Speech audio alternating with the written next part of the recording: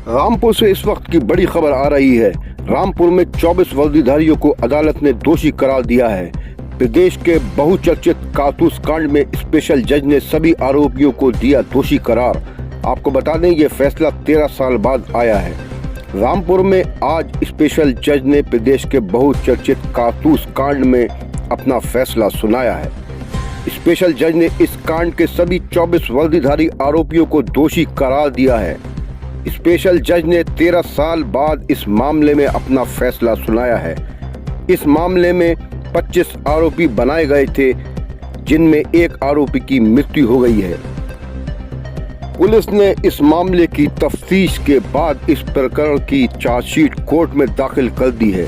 इस मामले की सुनवाई स्पेशल जज ईसी एक्ट विजय कुमार की कोर्ट में चल रही थी, जिसमें दोनों पक्षों की बहस पूरी हो गई थी। एडीजीसी प्रताप मौर्य ने सभी 24 आरोपियों को दोषी करार दिया, जिसके बाद सभी को कस्टडी में ले लिया गया है, जिसमें सजा का ऐलान कल यानी शुक्रवार को किया जाएगा। Bureau report alert 24। में एसटीएफ जो लखनऊ के एसपी थे, उनको सूचनाएं प्राप्त हो रही थी कि कुछ नक्सलियों और आतंकवादियों के जो कुछ एम्यूनेशन सप्लाई किए जा रहे हैं, जो रामपुर से सप्लाई होकर किसी इलाहाबाद के किसी व्यक्ति के द्वारा वो सप्लाई किए जा रहे हैं। उस संबंध में एक टीम गठित करने के बाद में 29/4/2010 को एक टीम लखनऊ से रवाना होकर रामपुर आई और उन्होंने 3 लोगों की अरेस्टिंग की, जिसमें एक यशोदानंद और विनोद पासवान और दिनेश कुमार, 3 लोगों को मौके से गिरफ्तार किया, जिससे उनकी रिकवरी हुई। 12 बोरों में एम्यूनेशन और कुछ पार्ट्स बरामद हुए और उनकी एफआईआर कराने के बाद में उनको जेल भेजा गया। और यशोदानंद की निशानदेही पर एक उन्होंने मुरादाबाद पीटीसी से एक नाथीराम सैनी को गिरफ्तारी कराई। आज कोर्ट में क्या कितने आरोपी थे? और इसमें 25 आरोपी थे। मौके से 3 की गिरफ्तारी हुई थी, बाकी फिर पीसीआर पर लेने के बाद में, और एक पीसीआर पर लेने के बाद में यशोदानंद ने एक डायरी बरामद कराई थी। उस डायरी के आधार पर उसमें मोबाइल नंबर और किन किन लोगों को सप्लाई किया गया था एम्यूनेशन, उनके नाम्स और बैंक खाते भी थे।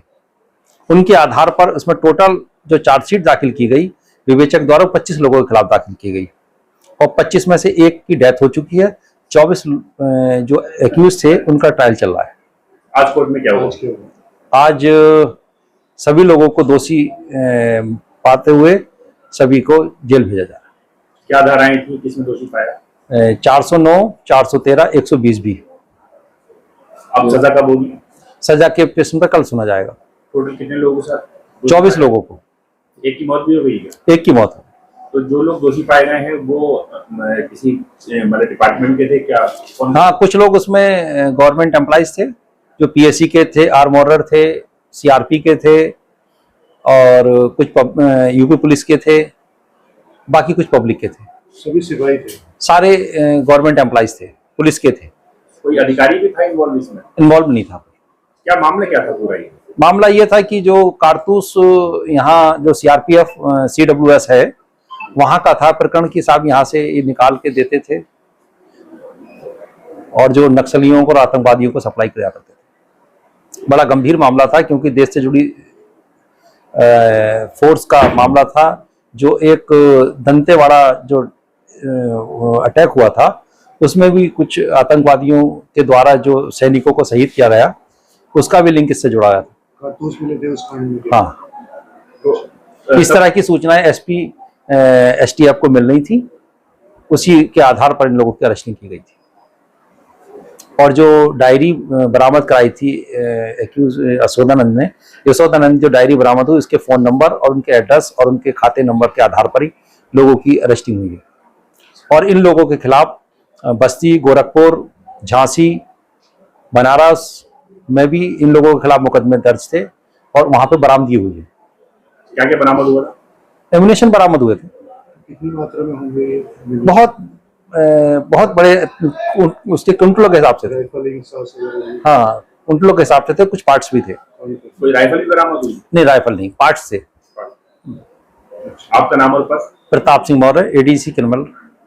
और आज जो है वो स्पेशल जज EC act Vijay Kumar second के द्वारा आज इन लोगों को दोषी माना गया।